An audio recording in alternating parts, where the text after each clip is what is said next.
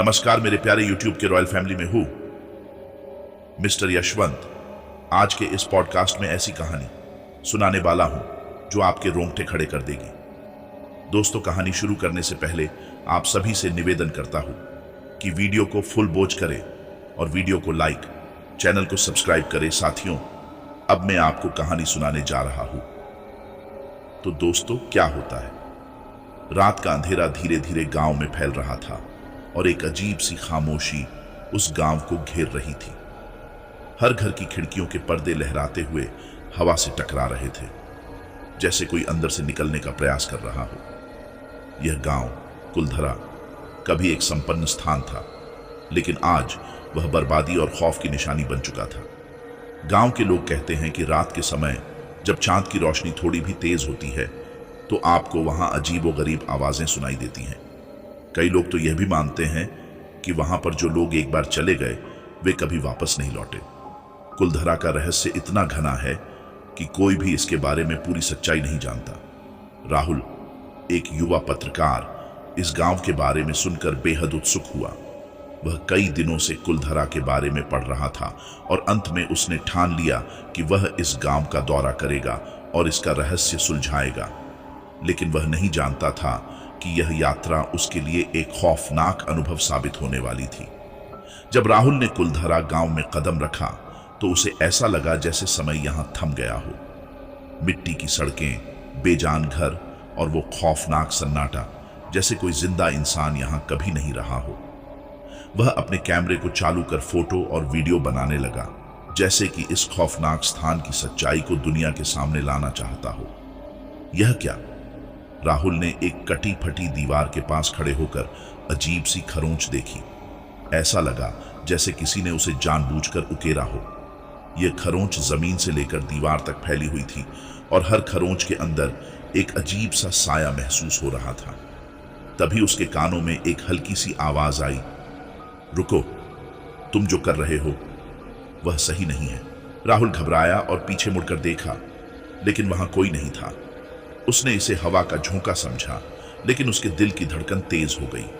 वह धीरे धीरे आगे बढ़ने लगा और तभी उसकी नजर एक पुराने मंदिर पर पड़ी। मंदिर के अंदर जाने से पहले राहुल ने बाहर ही एक और खरोंच देखी।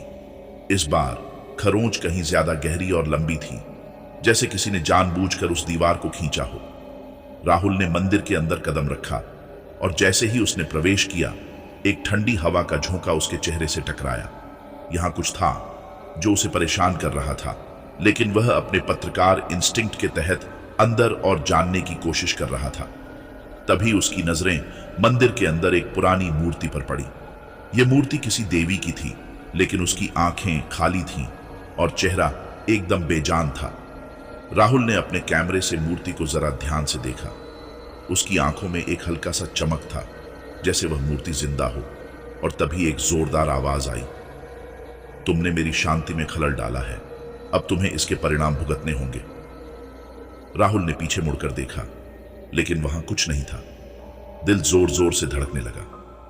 वह घबराया हुआ था, लेकिन उसने अपने डर को काबू में रखते हुए कैमरा ऑन किया और मंदिर के अंदर और भी गहराई में जाने लगा। जैसे जैसे वह आगे बढ़ा, उसकी उम्मीदें टूटने लगी कि वह यहां से बिना किसी घटना के बाहर आ पाएगा। आगे बढ़ते हुए राहुल ने देखा कि मंदिर के पास एक छोटे से कुएं के पास कुछ लोग खड़े थे, लेकिन ये लोग नहीं थे, बल्कि उनके आकार एक अजीब से थे। उनका चेहरा गहरे अंधेरे में डूबा हुआ था और उनके हाथों में कुछ चमकता हुआ था, जैसे किसी शापित वस्तु का हिस्सा। कौन हो तुम? राहुल ने डरते हुए पूछा, लेकिन उनका कोई जवाब नहीं आया। अचानक वे सब एक साथ चलने लगे, जैसे उन्हें कुछ पता था जो राहुल नहीं जानता था। यहां से कहानी और भी दिलचस्प मोड़ लेगी, क्योंकि राहुल ने जो देखा वह एक चौंकाने वाली सच्चाई की ओर इशारा कर रहा था। राहुल ने महसूस किया कि जिस दिशा में वह चल रहा था वहां से कोई हलचल हो रही थी। अचानक उसकी नजरें फिर से उस अजीब से साए पर पड़ी जो मंदिर के पास खड़ा था। यह साया जैसे उसके इर्द गिर्द घूम रहा हो, बिना कुछ बोले। राहुल ने कुछ देर सोचा और फिर धीरे धीरे कदम बढ़ाए, लेकिन तभी उस साए ने जैसे अपनी गति बढ़ा दी। अचानक उसकी आंखों के सामने एक पुरानी सी लकड़ी की दीवार आ गई, जो बिल्कुल गिरने के कगार पर थी। राहुल ने दीवार को हटाने का प्रयास किया, लेकिन जैसे ही उसने उसे छुआ, दीवार के पीछे से एक भयावह चीख सुनाई दी। यह आवाज किसी इंसान की नहीं, बल्कि एक भूतिया आत्मा की लग रही थी। राहुल डरते हुए पीछे हट गया, लेकिन फिर उसकी आंखों के सामने एक और अजीब दृश्य उभरा। उस दीवार के पीछे एक गहरा सुरंग था। वह सुरंग इतनी कटीली और तंग थी कि उसमें घुसना आसान नहीं था। लेकिन जैसे ही राहुल ने उसका मुंह खोला, उसने देखा कि सुरंग में एक हल्की सी रोशनी आ रही थी, जैसे कोई उसे अंदर बुला रहा हो। राहुल ने हिम्मत जुटाते हुए उस सुरंग में कदम रखा। उसके अंदर जैसे अंधेरे की गहरी परतें उतरने लगीं और हर कदम के साथ उसका दिल और तेज धड़कने लगा। वह हर कदम बहुत सोच समझकर उठा रहा था, जैसे किसी कैदी की तरह जो अपने भाग्य के बारे में नहीं जानता। सुरंग में उसकी आवाज भी गूंज रही थी, जैसे वो अकेला नहीं था। अचानक उसने महसूस किया कि जैसे कोई उसके करीब आ रहा हो, लेकिन जब उसने पीछे मुड़कर देखा तो कुछ नहीं था। राहुल आगे बढ़ता गया और फिर एक मोड़ पर उसे एक पुरानी लकड़ी की चौकी दिखाई दी। उस पर एक किताब रखी थी, जो सटीक रूप से किसी गुप्त इतिहास से जुड़ी हुई लग रही थी। किताब को देखकर राहुल को विश्वास हो गया कि यह कुलधरा के रहस्य का अहम हिस्सा हो सकती है। उसने किताब को खोला और जैसे ही उसने पहले पन्ने पर नजर डाली तो उसकी आंखें चौड़ी हो गईं। किताब में कुलधरा के इतिहास के बारे में लिखा था, जिसे पढ़कर राहुल का दिल एकदम से रुक गया। वह जान गया कि कुलधरा पर कोई शाप था, और यह शाप गांव के उन लोगों द्वारा डाला गया था जो एक भयंकर सत्ता के खिलाफ खड़े हुए थे। उन लोगों का नाम पाली और उसकी पत्नी कालिका था। पाली और कालिका ने कुलधरा में सबसे भयानक शक्ति को चुनौती दी थी, जो उस समय के राक्षसों के राजा रुद्रध्वज से जुड़ी हुई थी। वह राजा अपनी शक्ति से लोगों को अपनी इच्छा के अनुसार नियंत्रित करता था, लेकिन पाली और कालिका ने उसे हराया था और उसकी शक्ति को नष्ट कर दिया था। रुद्रध्वज की हार ने उसे इतना क्रोधित कर दिया कि उसने कुलधरा को शापित कर दिया। उसने यह शाप दिया कि गांव के लोग हमेशा के लिए यहां फंसे रहेंगे और कोई भी यहां प्रवेश करेगा, वह कभी बाहर नहीं निकल पाएगा। राहुल ने किताब को छोड़ दिया और धीरे धीरे उस सुरंग से बाहर निकलने की कोशिश की। लेकिन जैसे ही वह बाहर निकला, उसने देखा कि गांव का माहौल अब पहले से कहीं ज्यादा डरावना हो चुका था। हवा में एक अजीब सी गंध थी, जैसे किसी पुराने शव का बदबू। उसी समय उसे उस अजनबी आवाज की गूंज सुनाई दी, तुमने शापित इतिहास को जिंदा कर दिया है, अब तुम्हें इसके परिणाम भुगतने होंगे। राहुल घबराया हुआ था, लेकिन उसने डर के बावजूद अपना कैमरा निकाला और उसकी रिकॉर्डिंग शुरू कर दी। वह जानता था कि यह जानकारी दुनिया के सामने लाना जरूरी था। राहुल ने देखा कि कुछ दूर पर एक अजीब सी धुआं उड़ीच रहा था। जब वह उस दिशा में बढ़ा तो उसने देखा कि वह धुआं एक मंदिर के पास इकट्ठा हो रहा था। जैसे ही वह मंदिर के पास पहुंचा, उसने देखा कि वहां एक साधु बाबा खड़े थे। उनका चेहरा बहुत गंभीर था और उनकी आंखों में एक अजीब सी चमक थी। साधु बाबा ने उसे देखा और कहा, तुम जिस रास्ते पर चल रहे हो वह तुम्हारे लिए मंजिल नहीं है। तुम्हें इस गांव से बाहर निकलने का मौका नहीं मिलेगा।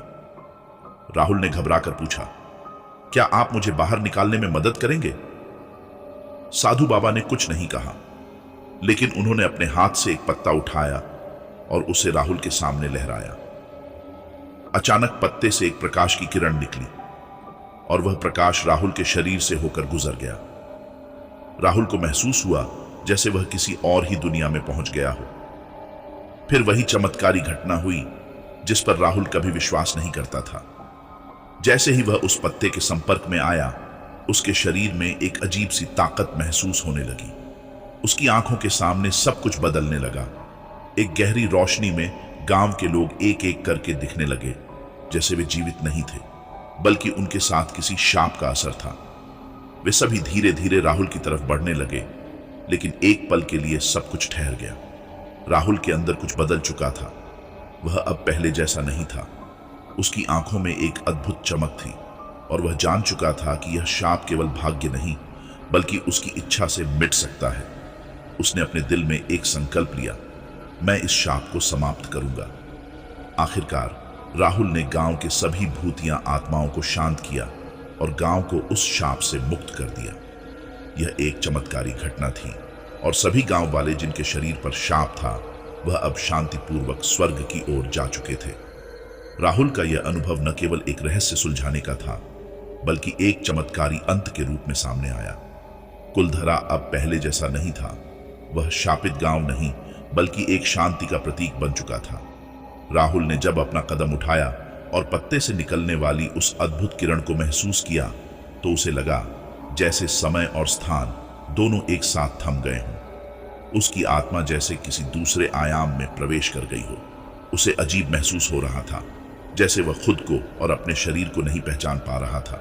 लेकिन फिर धीरे धीरे राहुल ने महसूस किया कि वह कुलधरा के शापित इतिहास से जुड़ी शक्तियों को समझने में सफल हो रहा था। उसके अंदर एक अजीब सी ऊर्जा महसूस हो रही थी। वह जानता था कि यह कोई सामान्य घटना नहीं है, यह एक चमत्कारी बदलाव था जिससे वह अपने मिशन को पूरा करने के लिए तैयार हो चुका था। उसने ठान लिया कि अब वह इस गांव से निकलने के बजाय यहाँ के रहस्यों का पर्दाफाश करेगा और शाप को खत्म करेगा। उसे अब पूरा यकीन हो गया था कि इस गांव को छोड़ने का रास्ता अब कोई और नहीं बल्कि सिर्फ वह ही खोल सकता था। राहुल ने साधु बाबा को ध्यान से देखा। साधु बाबा की आंखों में एक गहरी सच्चाई छिपी थी, जैसे वह कुछ छुपाने की कोशिश कर रहे हों। तुम्हें यह समझने की जरूरत है राहुल, साधु बाबा ने धीमी आवाज में कहा। तुम्हारे पास वह शक्ति है जिसे तुम्हें शाप के खिलाफ इस्तेमाल करना होगा, लेकिन तुम्हें यह जानना होगा कि यह शक्ति तुम्हें खुद से मिलती है, तुमसे ही। राहुल ने सवाल किया, क्या आप मुझसे कुछ छुपा रहे हैं? यह शक्ति कहां से आई?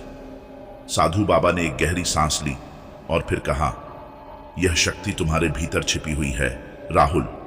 कुलधरा के शाप का असर तब तक खत्म नहीं हो सकता जब तक इस गांव के अंतिम शापित आत्मा को शांति नहीं मिलती। वह आत्मा जो कभी गांव के राजा पाली और उसकी पत्नी कालिका के साथ जुड़ी थी, वह तुम्हारी मदद करने आई है। तुम्हारी आत्मा के साथ उसकी आत्मा का संबंध है। तुम केवल उस आत्मा की पूरी कहानी को जानकर उसे मुक्त कर सकते हो। यह सुनकर राहुल का चेहरा सफेद पड़ गया। उसे अब तक यह एहसास नहीं था कि उसकी कहानी इतनी जटिल और गहरी है। उसे अब पाली और कालिका की आत्माओं का संबंध जानने की जरूरत थी। राहुल ने गहरी सांस ली और वह साधु बाबा से और जानने की कोशिश करने लगा। बाबा ने बताया कि पाली और कालिका का प्रेम इतना प्रगाढ़ था कि उनके साथ एक दुरूह शक्ति जुड़ी हुई थी। वह दोनों अपने साम्राज्य की रक्षा के लिए किसी भी हद तक जा सकते थे, लेकिन जब रुद्रध्वज ने उन्हें हराया और शाप दिया तो उनकी आत्माएं बुरी तरह से बंध गईं। अब उनका उद्धार केवल उसी वक्त हो सकता था जब कोई ऐसा व्यक्ति आएगा जो उनकी पूरी कहानी जानने और समझने के लिए तैयार होगा। तुम्हें पाली और कालिका की कब्र को ढूंढना होगा, साधु बाबा ने कहा। वहीं से तुम्हें इस शाप को तोड़ने का तरीका मिलेगा। राहुल ने फैसला किया कि वह पाली और कालिका की कब्र की खोज करेगा। वह अपनी यात्रा की ओर बढ़ा और गांव के बाहर की ओर चल पड़ा, जहां एक पुराना और जंगली जंगल था जो कुलधरा से जुड़ा हुआ था। राहुल ने जंगल में कई घंटे बिताए, लेकिन उसे कोई सुराग नहीं मिला। उसका दिल घबराने लगा था। अचानक उसे किसी के फुसफुसाने की आवाज सुनाई दी। वह रुक गया और घबराए हुए कदमों से उस आवाज की ओर बढ़ा। उसे दिखा कि एक पुरानी जर्जर ईंटों से बनी हुई इमारत के अंदर एक रास्ता जा रहा था। राहुल ने बिना समय गंवाए उस रास्ते में प्रवेश किया। जैसे जैसे वह अंदर बढ़ता गया, उसकी आंखों में एक अजीब सी चमक आ गई। उसे लगा जैसे किसी ने उसे अंदर आने के लिए बुलाया हो। उस रास्ते के अंत में एक बड़ा सा कक्ष था जिसमें एक पुराना पत्थर रखा था। राहुल ने उस पत्थर को उठाया और देखा कि इसके नीचे एक खोदी हुई कब्र थी। कब्र के पास पाली और कालिका के नाम खुदे हुए थे और उनके ऊपर एक पुरानी कलम से लिखा था, हमारी आत्माएं तब तक मुक्त नहीं हो सकती जब तक हमें न्याय नहीं मिलेगा। राहुल ने महसूस किया कि यह वही स्थान है जहां उसे शापित आत्माओं से मुक्ति मिलनी थी। उसने गहरी सांस ली और अपनी सारी ताकत लगाकर वह मंत्र पढ़ना शुरू किया जो उसे साधु बाबा ने बताया था। अचानक हवा तेज हो गई और राहुल के चारों ओर हल्की सी चमक ने सब कुछ बदल दिया।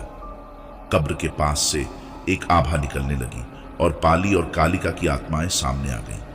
तुमने हमारी आवाज सुनी, पाली की आत्मा ने कहा। तुम्हारे भीतर वह शक्ति है जो हमें मुक्त कर सकती है। तुम्हारे प्रयासों से हम शांति पा सकेंगे। राहुल ने अपना हाथ उनके सामने बढ़ाया और कहा, मैं अब जानता हूं कि आपका शाप सिर्फ एक गलतफहमी था। आप दोनों को यह महसूस करने का मौका मिला है कि आप मुक्त हो सकते हैं। पाली और कालिका ने धन्यवाद कहा और उनके शरीर से एक हल्की रोशनी निकली। वह रोशनी आसमान की ओर उड़ गई, जैसे दोनों आत्माएं अपने उद्धार को पा चुकी हों। फिर अचानक राहुल के सामने एक विस्मयकारी दृश्य सामने आया। कुलधरा गांव में एक शांति फैल गई थी। हवा हल्की हो गई थी और चारों ओर से सन्नाटा टूट चुका था। गांव के घरों में जीवन लौट आया और वहां का माहौल अब पूरी तरह से बदल चुका था। राहुल ने वापस गांव की ओर रुख किया। अब कुलधरा शापित नहीं था। गांव के लोग वापस लौट आए थे और उन्होंने राहुल को आभार के साथ धन्यवाद दिया। राहुल ने महसूस किया कि उसने न केवल एक रहस्य सुलझाया था, बल्कि उसने एक पूरा गांव बचाया था। कुलधरा अब न केवल शांति का प्रतीक बन चुका था, बल्कि वह एक मिसाल बन चुका था कि कोई भी शाप अगर सही आत्मबल और समझ से सामना किया जाए तो वह टूट सकता है। राहुल का नाम अब इस गांव में एक नायक के रूप में लिया जाता था और उसकी यात्रा ने उसे उस अदृश्य शक्ति को महसूस कराया था जो इंसान की आत्मा के भीतर हमेशा होती है। कुलधरा गांव का शाप समाप्त होने के बाद राहुल ने महसूस किया कि अब उसकी यात्रा का मुख्य उद्देश्य पूरा हो चुका था। लेकिन फिर भी उसे कहीं न कहीं एक खालीपन का एहसास हो रहा था। उसने बचपन से जो भी सुनी थी उस पर यकीन किया था कि जब तक वह इस गांव की असली सच्चाई को जान नहीं लेता, तब तक उसे चैन नहीं आएगा। गांव में लौटते हुए उसने देखा कि पुराने घर फिर से आबाद हो रहे थे और लोग अब खुलेआम हंसी खुशी से बात कर रहे थे। वह सोचने लगा कि जो कुछ भी उसने अनुभव किया वह किसी चमत्कारी घटना से कम नहीं था। यह उसके लिए एक नई शुरुआत थी। लेकिन राहुल को अब तक एक सवाल परेशान कर रहा था। क्या शाप सिर्फ इस गांव से हट गया था या कहीं और भी इसका असर हो सकता था? क्या वह खुद को पूरी तरह से सुरक्षित महसूस कर सकता था? राहुल ने अपनी जिज्ञासा को शांत करने के लिए गांव के कुछ बुजुर्गों से बातचीत शुरू की। एक दिन वह गांव के मुख्य चौक में बैठकर पुराने लोगों से बातें कर रहा था। गांव के बुजुर्ग एक और छायादार पेड़ के नीचे बैठे थे। उनकी आंखों में एक गहरी समझ थी, जैसे उन्होंने बहुत कुछ देखा हो, लेकिन सब कुछ कहने का समय नहीं था। एक बुजुर्ग ने उसे देखा और धीरे धीरे कहा, तुमने जो किया वह सच में चमत्कारी था, लेकिन तुम्हें यह जानना होगा कि कुलधरा की आत्मा में अभी भी कुछ अधूरी बातें हैं। यह गांव खुद में एक रहस्य था और उस रहस्य को सुलझाने के बाद ही हम उसे सच्चे अर्थों में मुक्त कर पाएंगे। बुजुर्ग ने सिर झुकाकर कहा, यह गांव कोई साधारण स्थान नहीं था। यहाँ की मिट्टी, हवा, पानी, सब में एक अदृश्य ताकत समाई हुई थी। पाली और कालिका की आत्माएं अब मुक्त हो चुकी हैं, लेकिन उनके पीछे जो चीज थी वह अभी भी इस गांव से जुड़ी हुई है। राहुल को समझ में आने लगा कि उसकी यात्रा सिर्फ शाप तोड़ने तक सीमित नहीं थी। अब उसे गांव के अदृश्य रहस्यों को और गहराई से समझना था। अगले कुछ दिनों में राहुल ने गांव में और गहरे शोध करना शुरू किया। वह उन स्थानों पर गया जहां पहले कभी कोई नहीं जाता था। कुलधरा के पुराने मंदिर, खोड़े हुए कुएं और दरख्तों के बीच जहां अजीब सी घटनाएं हुई थीं। उसने उन सब जगहों की पूरी छानबीन की, लेकिन जितना वह इन जगहों को समझने की कोशिश करता, उतना ही उसके सामने नए सवाल आते। एक दिन जब वह पुराने मंदिर के पास था, उसे अचानक जमीन में एक अजीब सी हलचल महसूस हुई। उसके कदम उस स्थान पर रुक गए जहां पहले उसने कुछ अजीब आवाजें सुनी थीं। अचानक जमीन से एक पुराना ताबूत बाहर निकला और राहुल को यह एहसास हुआ कि वह ताबूत है जिसे पाली और कालिका की आत्माओं ने अपनी मृत्यु के बाद अपने साथ रखा था। राहुल ने ताबूत को खोला और पाया कि इसके अंदर एक चिट्ठी रखी हुई थी। चिट्ठी में लिखा था, हमने अपनी आत्मा को कैद किया है, लेकिन जब तक कोई इसका सही रहस्य नहीं जानता, तब तक हम एक स्थान से दूसरे स्थान तक घूमते रहेंगे। हमारे बाद यह गांव और यहाँ की शक्ति का फैसला सिर्फ तुम्हारी आंखों पर निर्भर करेगा। राहुल ने गहरी सांस ली। वह जान चुका था कि कुलधरा की आत्मा को पूरी तरह से मुक्त करने के लिए उसे एक आखिरी कदम उठाना होगा, और वह कदम उसे अपनी अंतरात्मा से मिलेगा। राहुल ने किताबें, किंवदंतियां और गांव के बुजुर्गों से सीखी गई बातें ध्यान से याद की। उसे समझ में आया कि कुलधरा की शक्ति और शाप का सच अब उसकी आंखों के सामने था। यह शक्ति कोई और नहीं बल्कि गांव के भीतर ही एक रहस्यमय ऊर्जा थी, जो पाली और कालिका की आत्माओं के बीच बनी एक अनोखी गठजोड़ से जुड़ी थी। राहुल को अब समझ में आ गया था कि यह शक्ति केवल उन लोगों तक ही सीमित नहीं थी जो शापित थे। वह एक ऐसी ऊर्जा थी जो केवल उसके लिए या फिर इस गांव के लिए नहीं बल्कि पूरे संसार के लिए महत्वपूर्ण हो सकती थी। यह रहस्यमय शक्ति इस गांव में ही बसी थी और वही शक्ति इस धरती के और भी हिस्सों में फैल सकती थी। अगर इसे मुक्त नहीं किया गया तो, राहुल ने मन ही मन सोचा, यह शक्ति कभी भी बुराई का रूप ले सकती है। राहुल ने अपना कैमरा पकड़ा और गांव के बीचों बीच स्थित एक पुराने मंदिर के खंडहर की ओर बढ़ा। वहां उसने सारी शक्ति को आत्मसात करने के लिए एक अंतिम मंत्र का उच्चारण किया। जैसे ही उसने मंत्र बोला, एक तेज रोशनी मंदिर के भीतर से निकली और अचानक सब कुछ शांत हो गया। हवा में एक ताजगी का एहसास हुआ और गांव के सभी स्थानों से अजीब सी दबी हुई आवाजें अब थम गईं। वह शक्ति जो कभी डर और अराजकता का कारण बनती थी, अब एक शांतिपूर्ण स्थिति में परिवर्तित हो गई थी। राहुल ने आहिस्ता से अपनी आंखें खोली। उसे महसूस हुआ कि अब कुलधरा में हर जगह शांति का माहौल था। गांव में रह रहे लोग खुश थे और अपने पुराने जीवन की ओर लौटने लगे थे।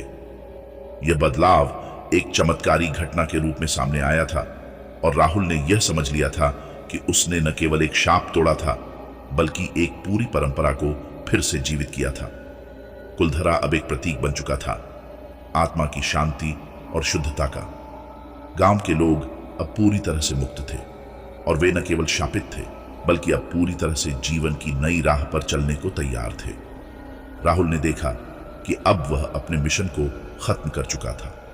उसने गांव की यात्रा पूरी की थी, लेकिन साथ ही उसे यह एहसास भी हुआ कि जीवन के वास्तविक उद्देश्य को जानने का रास्ता कभी खत्म नहीं होता। कुलधरा का रहस्य अब सबके सामने था, लेकिन एक नई शुरुआत की शुरुआत भी हो चुकी थी। कुलधरा का शाप अब समाप्त हो चुका था और गांव के लोग एक नए जीवन की ओर बढ़ रहे थे। लेकिन राहुल को अब भी एक विचार परेशान कर रहा था। गांव की शांति और उसकी यात्रा के अंत से पहले उसे महसूस हो रहा था कि यह समाप्ति नहीं थी बल्कि एक नई शुरुआत थी। उसे हर जगह महसूस हो रहा था कि कुलधरा के रहस्य के कुछ पहलू अभी भी अधूरे थे। कहीं कुछ छुपा हुआ था जो उसके सामने नहीं आया था। वह जानता था कि उसका सफर यहीं खत्म नहीं होने वाला।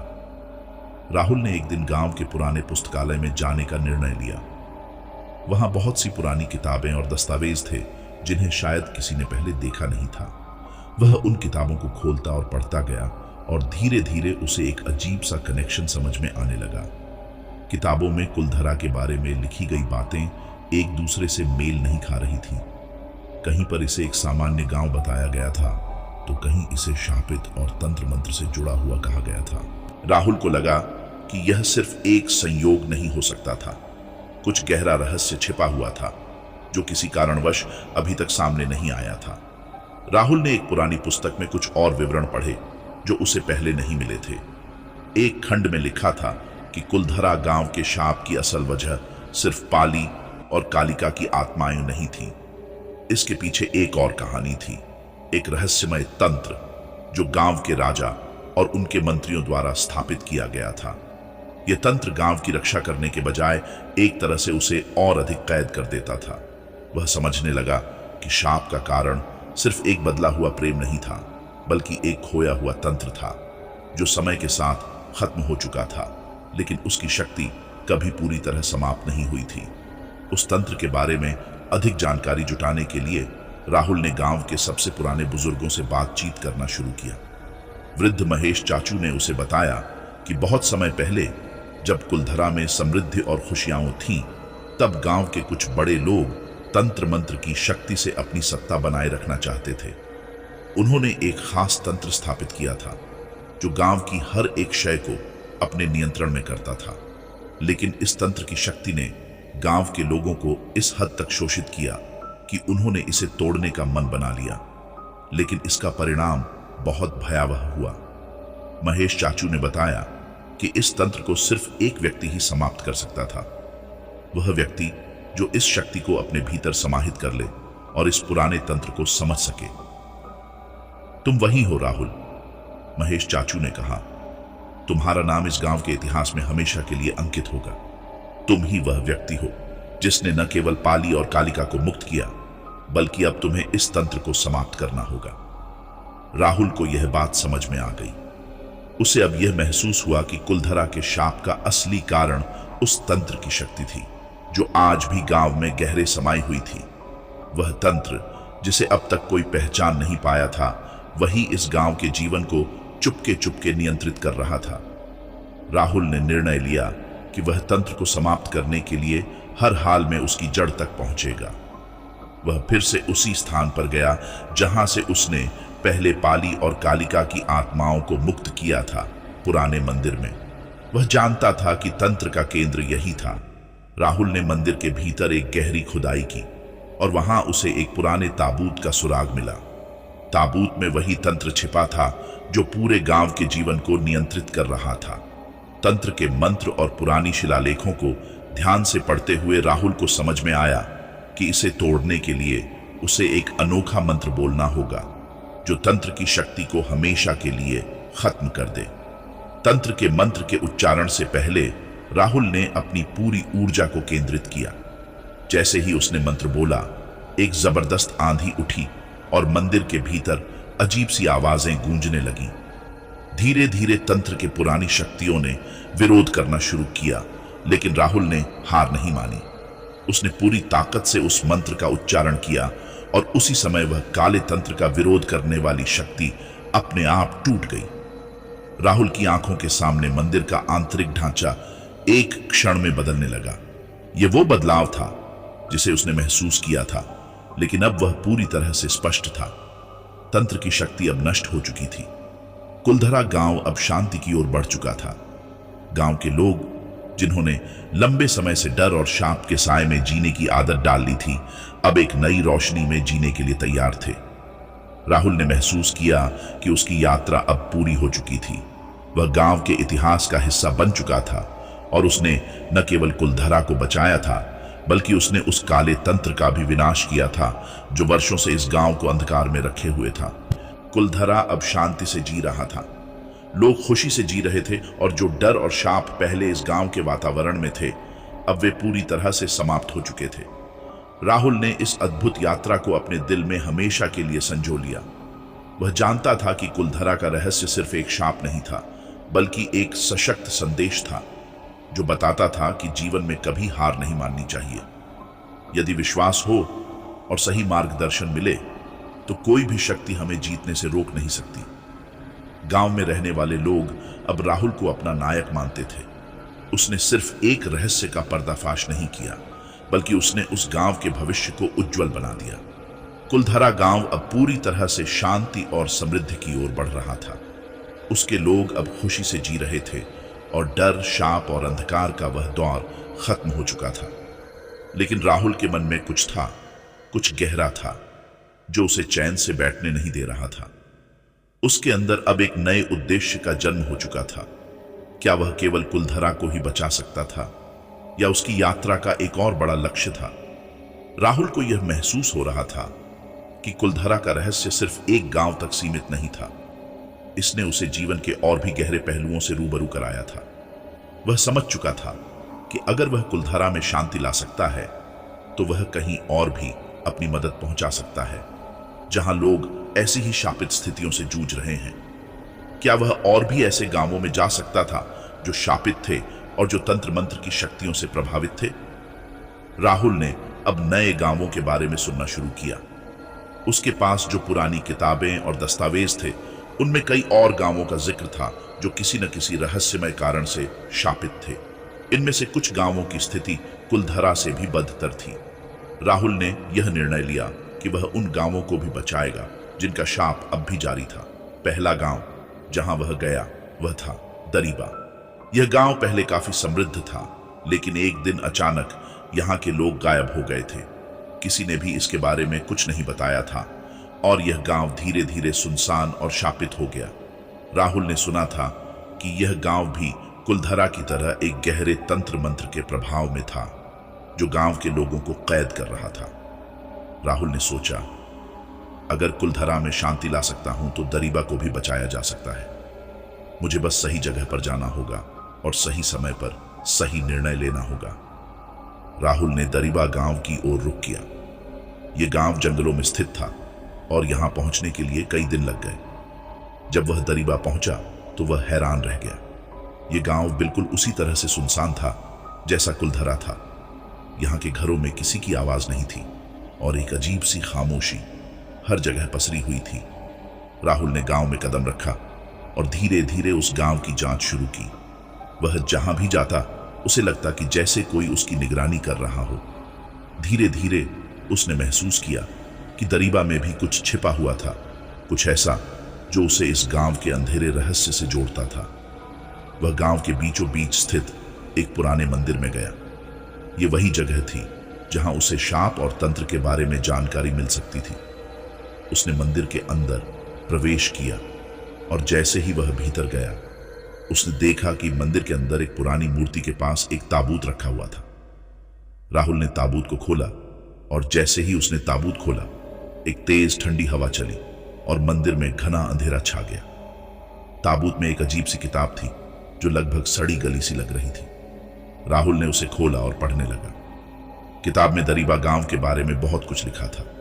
इसे पहले एक शक्तिशाली तंत्रज्ञ ने स्थापित किया था और इस तंत्र के द्वारा गांव के लोगों को शापित किया गया था। यह तंत्र गांव की हर एक आत्मा को नियंत्रित करता था और जो भी व्यक्ति गांव में प्रवेश करता वह इस तंत्र के जाल में फंस जाता। राहुल को यह समझ में आ गया कि इस तंत्र को तोड़ने के लिए उसे वही प्रक्रिया करनी होगी जो उसने कुलधरा में की थी। पुरानी किताबों में दिए गए मंत्रों का उच्चारण और सही समय पर सही कदम उठाना। वह किताब में लिखे मंत्रों को ध्यान से पढ़ता गया। किताब में एक मंत्र था जो इस तंत्र को खत्म कर सकता था, लेकिन यह मंत्र बहुत ही शक्तिशाली था और इसे उच्चारण करने के लिए उसे अपनी पूरी ताकत और मानसिक शांति की आवश्यकता थी। राहुल ने तय किया कि वह इस तंत्र को खत्म करेगा। वह मंदिर के भीतर खड़ा होकर मंत्रों का उच्चारण करने लगा।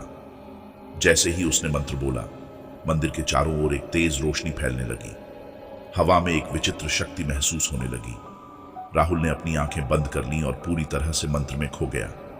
सामने की दीवारों पर जैसे ही यह मंत्र असर करने लगा, एक गहरी आवाज आई, तुमने इसे तोड़ा राहुल, तुम वही हो जो हर जगह शांति ला सकते हो।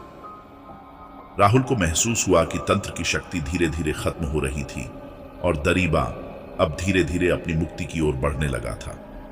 कुछ ही क्षणों में मंदिर का अंधेरा छंट गया और रोशनी से भर गया। जैसे जैसे राहुल ने मंत्र का उच्चारण खत्म किया, गांव में फिर से जीवन लौट आया।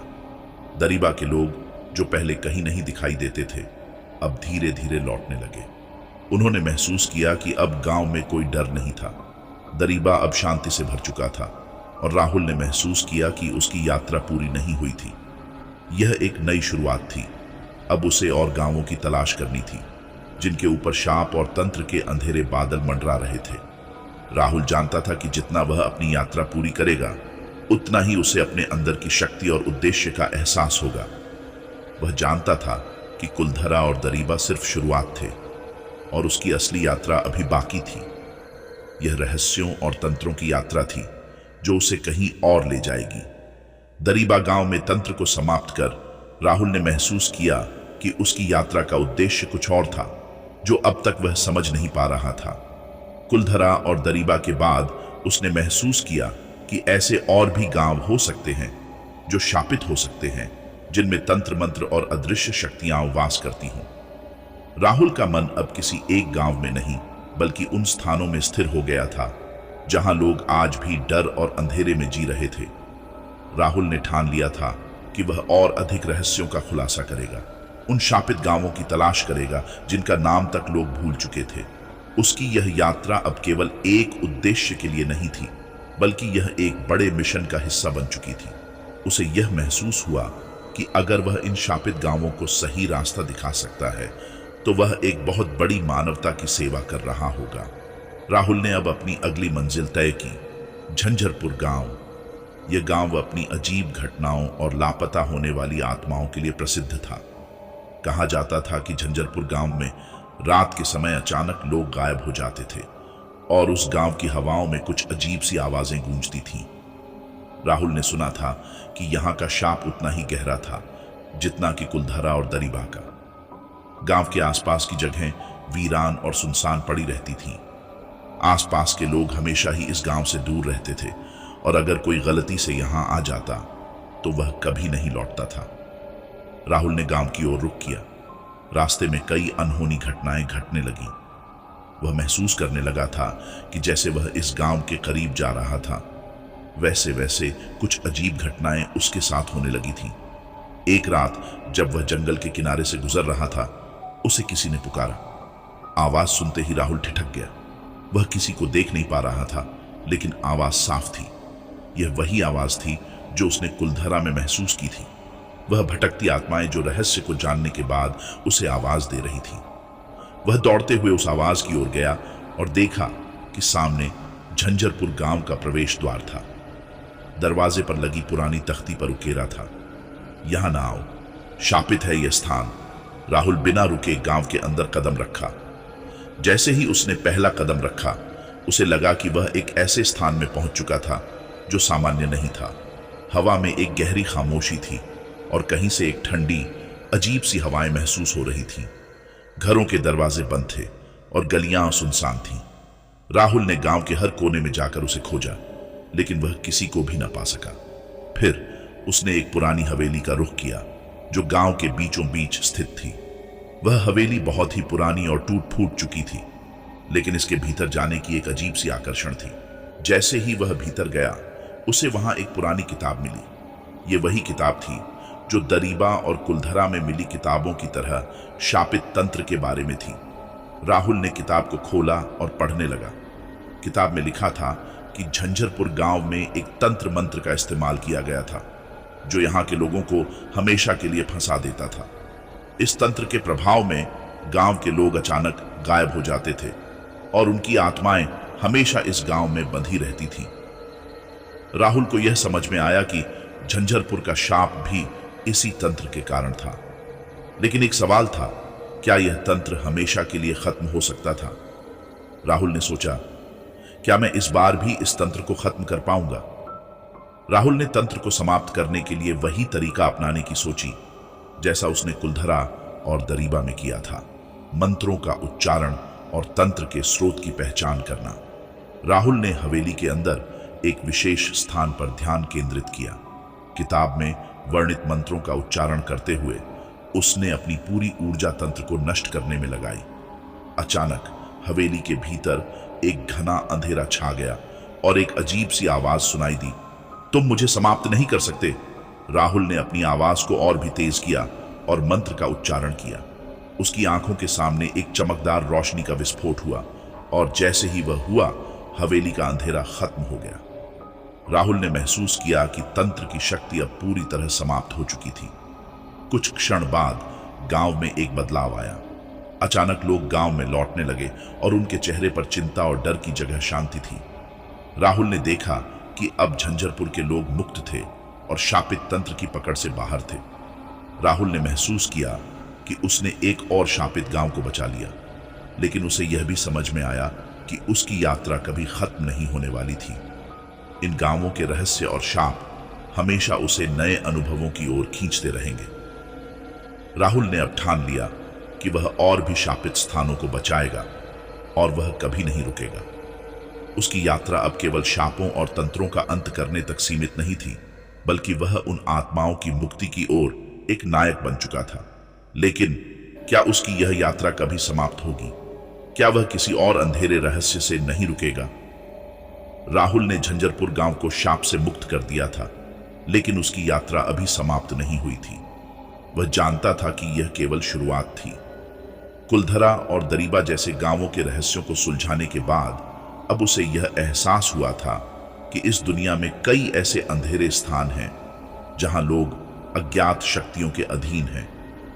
उसे अब यह महसूस हुआ कि उसकी यात्रा केवल इन गांवों तक सीमित नहीं रहनी चाहिए, बल्कि उसे पूरी दुनिया में फैले हुए तंत्र मंत्र, शाप और अदृश्य शक्तियों को खत्म करना होगा। राहुल ने सोचा, अगर मैं इन गांवों को शाप से मुक्त कर सकता हूं, तो क्या मैं इस ज्ञान को और फैलाने का कोई तरीका ढूंढ सकता हूं? क्या मैं इन रहस्यों के बारे में और जान सकता हूं, ताकि इनकी जड़ को पूरी तरह से खत्म किया जा सके? उसका उद्देश्य अब बहुत बड़ा हो चुका था। वह सिर्फ गांवों को बचाने के लिए नहीं, बल्कि इस अदृश्य दुनिया के रहस्यों को पूरी तरह से उजागर करने के लिए काम करेगा। राहुल ने अब न केवल तंत्र मंत्र और शापों को खत्म करने का काम शुरू किया था, बल्कि वह उस शक्ति का भी पता लगाने की कोशिश कर रहा था जो इन अंधेरे शक्तियों को संचालित करती थी। राहुल की अगली मंजिल थी अमरपुर। यह एक ऐसा गांव था जो कभी एक समृद्ध जगह थी, लेकिन फिर यहाँ के लोग धीरे धीरे गायब होने लगे थे। कहा जाता था कि यहाँ एक ऐसा रहस्य छिपा था जो किसी को भी अमृता का वरदान दे सकता था, लेकिन यह वरदान किसी ने भी बिना सजा के प्राप्त नहीं किया था। अमरपुर के लोग यह मानते थे कि अमृता प्राप्त करने के लिए एक खौफनाक तंत्र का पालन करना होता है जो आत्माओं को शापित करता है, लेकिन कोई भी इस तंत्र से बच नहीं पाया था। राहुल को यह रहस्य खोजना था और यह पता लगाना था कि क्या यह सच था, और अगर हां, तो इसका अंत कैसे किया जा सकता था। राहुल ने अमरपुर की ओर रुख किया।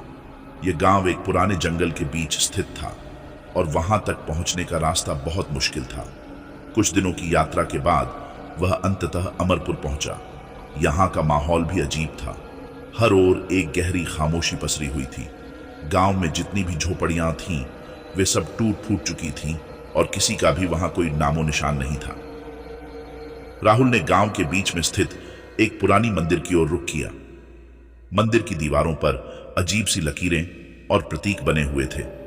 उसे यह समझ में आ गया कि यह वही स्थान हो सकता है जहां अमृता का तंत्र किया जाता था। राहुल ने मंदिर के भीतर कदम रखा और देखा कि यहां भी एक पुरानी किताब रखी हुई थी। यह किताब वही किताब थी जो उसे पहले कई शापित स्थानों में मिल चुकी थी, तंत्र और मंत्रों से जुड़ी किताब। किताब में राहुल ने पढ़ा कि अमरपुर के लोग जिन्होंने अमृता प्राप्त करने का प्रयास किया था, वे अजीब सी शक्तियों से प्रभावित हो गए थे। यह तंत्र न केवल उन्हें अमर बनाता था, बल्कि उनके शरीर और आत्मा पर एक गहरी छाया भी डालता था। तंत्र के प्रभाव में लोग अपना आकार बदलने में सक्षम हो जाते थे, लेकिन साथ ही उनका मानसिक संतुलन पूरी तरह से खो जाता था। अमृता की चाहत में उन्होंने अपार शक्ति प्राप्त की, लेकिन इसके बदले उन्हें निरंतर शापित अवस्था में जीने को मजबूर होना पड़ा। राहुल ने किताब को और गौर से पढ़ा और पाया कि इस तंत्र को समाप्त करने का केवल एक तरीका था। उस स्थान पर एक विशेष पूजा करनी होगी जहां तंत्र को स्थापित किया गया था, लेकिन इस पूजा को करने के लिए उसे इस तंत्र की शक्ति से जूझना होगा और अपनी पूरी मानसिक शक्ति लगानी होगी। राहुल ने अपने साथ लाए हुए कुछ आवश्यक उपकरणों और किताबों का इस्तेमाल किया। वह मंदिर के अंदर एक विशेष स्थान पर पहुंचा जहां तंत्र के सूत्र लिखे गए थे। उसने अपनी आंखें बंद की और मंत्रों का उच्चारण करना शुरू किया। जैसे जैसे उसने मंत्रों का उच्चारण किया, पूरा मंदिर तेज रोशनी से भरने लगा। अचानक एक काले बादल की तरह अंधेरा फैलने लगा और राहुल को महसूस हुआ कि तंत्र की शक्ति ने उसे अपने जाल में फंसा लिया था, लेकिन उसने हिम्मत नहीं हारी। मुझे इस तंत्र को खत्म करना ही होगा। राहुल ने अपने अंदर एक नई शक्ति महसूस की। उसकी पूरी चेतना तंत्र के हर सूत्र पर केंद्रित हो गई। जैसे ही उसने मंत्र का उच्चारण समाप्त किया, अचानक से अंधेरा गायब हो गया और रोशनी ने मंदिर को भर दिया। राहुल ने देखा कि अमरपुर के लोग अब स्वतंत्र थे और उनकी शापित आत्माएं अब शांति पा चुकी थीं। अब वह तंत्र समाप्त हो चुका था और अमरपुर फिर से एक सामान्य गांव बन चुका था। राहुल ने महसूस किया कि यह यात्रा तो खत्म हो चुकी थी, लेकिन अब उसे और अधिक शापित स्थानों का रहस्य उजागर करना था। उसकी शांति की यात्रा अब एक मिशन बन चुकी थी, एक ऐसा मिशन जो उसे दुनिया के हर अंधेरे को खत्म करने के लिए आगे बढ़ाएगा। अब वह जान चुका था कि इन शापों का कोई अंत नहीं है, लेकिन अगर वह इनका सामना करने के लिए पूरी ताकत से जुट जाए तो कोई भी अंधकार उसे हरा नहीं सकता। उसने ठान लिया था कि वह किसी भी रहस्य से डरकर पीछे नहीं हटेगा और जहां भी किसी को उसकी मदद की जरूरत होगी, वह वहां मौजूद होगा। राहुल की यात्रा अब एक अद्भुत मोड़ पर पहुंच चुकी थी। उसने झंझरपुर, कुलधरा, दरीबा और अमरपुर जैसे शापित गांवों को नष्ट किया था, लेकिन एक गहरी भावना थी जो उसे सताती थी। क्या यह सब कुछ इतना आसान था? क्या सच में उसने इन गांवों के शापों को समाप्त कर दिया था, या फिर वह केवल एक जाल में फंसता जा रहा था? इन गांवों में कुछ तो रहस्य था, कुछ ऐसी शक्तियां जो हमेशा उसे पीछे खींचती थी। राहुल के मन में अब यही सवाल था, क्या वह इन शक्तियों से सच्ची मुक्ति पा सकता था? एक रात जब राहुल चुपचाप जंगल के एक सुनसान इलाके में बैठा था, उसकी आंखों के सामने एक और अजीब दृश्य आया। उसे किसी दूर स्थान से एक आवाज सुनाई दी, तुम सिर्फ हमें नष्ट कर रहे हो, लेकिन इन तंत्रों और शापों के स्रोत को कभी नहीं समझ पाए हो। राहुल का दिल तेजी से धड़कने लगा। उसने समझा कि अब उसे केवल तंत्र और मंत्रों का मुकाबला नहीं करना था, बल्कि इसके गहरे रहस्यों को जानने और समझने का समय आ चुका था। वह अब उन शक्तियों का सामना करने के लिए तैयार था जो इन शापों के पीछे थीं। वह आवाज उसे किसी खास स्थान की ओर खींच रही थी। यह आवाज उसे सीधे कैलाश गुफा तक ले आई, जो एक ऐसी जगह थी जिसे पूरी दुनिया ने एक रहस्यमयी और अविस्मरणीय स्थान माना था। कहा जाता था कि कैलाश गुफा में एक अदृश्य शक्ति वास करती थी जो जीवन और मृत्यु के पार थी। इसे शापित और पुरानी शक्तियों का घर माना जाता था। यही वह स्थान था जहां से इन शापों और तंत्रों का स्रोत उत्पन्न हुआ था। राहुल ने गुफा में प्रवेश किया। अंधेरे और सर्द हवा के बीच वह धीरे धीरे अंदर बढ़ता गया। जैसे जैसे वह गुफा के अंदर गहरे जाता गया, उसे महसूस हुआ कि उसकी आत्मा पर कुछ भारी दबाव बढ़ता जा रहा था। वह जानता था कि अब उसे न केवल शापित शक्तियों का सामना करना था, बल्कि उसे उन अंधेरे रहस्यों को भी उजागर करना था जो इन शक्तियों को नियंत्रित करते थे। गुफा के एक कोने में उसे एक पुराना पत्थर का दरवाजा दिखा, जिस पर अजीब सी लकीरें उकेरी हुई थीं। वह दरवाजा सीधे उस शक्ति के केंद्र तक पहुंचने का मार्ग था। राहुल ने बिना संकोच किए दरवाजा खोला और अंदर कदम रखा। गुफा के भीतर उसने देखा कि एक बहुत बड़ी पूजा की वेदी थी, जहां पर हजारों साल पुराने तंत्र मंत्र और प्रतीक बने हुए थे। वेदी के चारों ओर कई तंत्र मंत्र की किताबें रखी हुई थीं और गुफा की दीवारों पर शापित प्रतीक बने हुए थे। जैसे ही राहुल ने वेदी की ओर कदम बढ़ाया, गुफा में हलचल हुई और अचानक चारों ओर से एक ठंडी, जालिम हवा बहने लगी। तभी एक गहरी आवाज गूंजी, तुम समझ नहीं पा रहे हो राहुल, इन शक्तियों को नष्ट करने का तुम्हारा प्रयास व्यर्थ है। मैं वह शक्ति हूं जो सदियों से इस संसार को नियंत्रित कर रही हूं। मुझे खत्म करना किसी के बस की बात नहीं है। राहुल ने गहरी सांस ली और अपनी आंतरिक शक्ति को महसूस किया। उसने सोचा, मैं अकेला नहीं हूं। इन शक्तियों से लड़ने के लिए मुझे अपनी पूरी ताकत और साहस का इस्तेमाल करना होगा।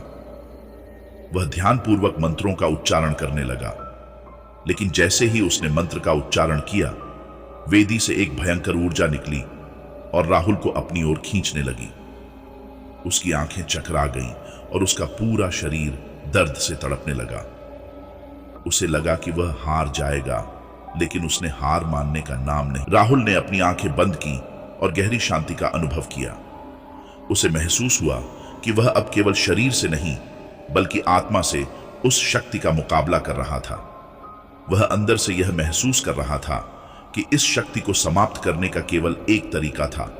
वह उस शक्ति को अपने भीतर आत्मसात कर सकता था, उसे नष्ट करके नहीं, बल्कि उसे समझकर। उसने पूरी तरह से आत्मनियंत्रण किया और अपनी मानसिक शक्ति को अंतिम सीमा तक बढ़ाया। फिर जैसे ही वह एक अंतिम मंत्र का उच्चारण करता है, एक जबरदस्त विस्फोट हुआ। गुफा में एक अदृश्य शक्ति का ज्वाला फैली और वह पूरी गुफा जल उठी। राहुल की आंखों से तेज रोशनी निकलने लगी और वह महसूस कर रहा था कि वह खुद को एक नई शक्ति में रूपांतरित कर रहा था।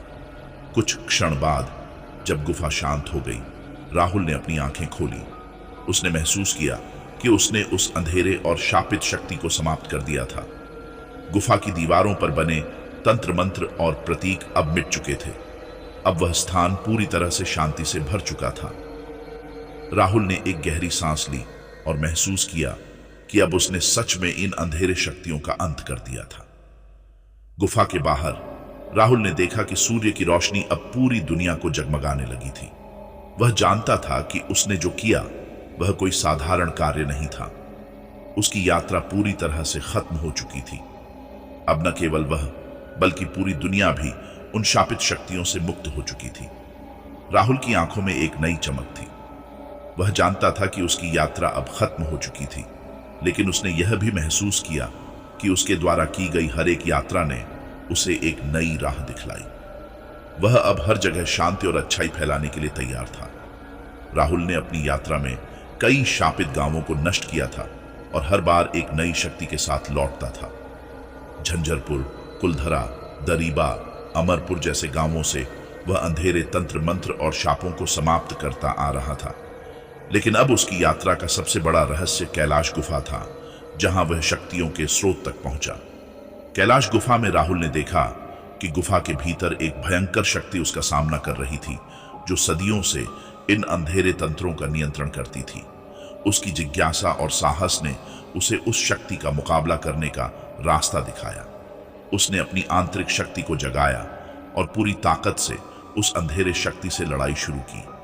अंत में राहुल ने वह शक्ति नष्ट कर दी और गुफा से बाहर आते हुए उसने महसूस किया कि अब दुनिया से इन शापित ताकतों का सफाया हो चुका था। अब वह केवल एक व्यक्ति नहीं बल्कि एक नायक बन चुका था, जिसने असंख्य गांवों और आत्माओं को शांति दी थी। वह जानता था कि उसकी यात्रा समाप्त नहीं हुई थी, बल्कि अब उसका उद्देश्य पूरी दुनिया में शांति और अच्छाई फैलाना था। राहुल की साहसिकता और मानसिक शक्ति ने उसे एक नई दिशा दी थी। अब वह हर जगह अच्छाई और शांति का प्रचार करेगा, ताकि दुनिया से हर प्रकार के अंधेरे का अंत हो सके। यात्रा ने उसे एक सच्चे नायक बना दिया, जो न केवल गांवों को बचाता था बल्कि दुनिया में अच्छाई की उम्मीद भी जगाता था। दोस्तों, ये थी आज की कहानी। क्या आप ऐसी आत्माओं की कहानियों पर विश्वास करते हैं? हमें जरूर बताएं। अगले एपिसोड में हम आपको एक और खौफनाक दास्तान सुनाएंगे। तब तक सुरक्षित रहें और डरावनी रातों का आनंद लें।